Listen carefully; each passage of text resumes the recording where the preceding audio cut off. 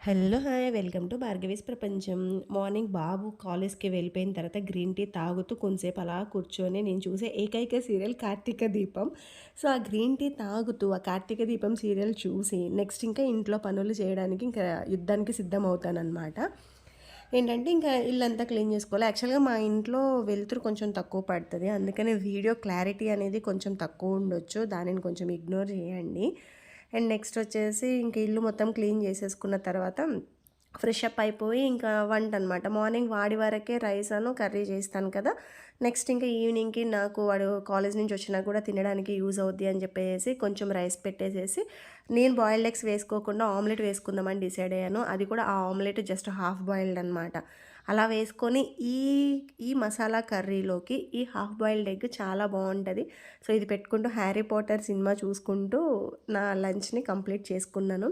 So, మీరు కూడా compulsory ఈ రెసిపీని ట్రై చేయండి. చాలా బావుంటుంది ఎగ్ కర్రీ. ఓకేనా? Thank you.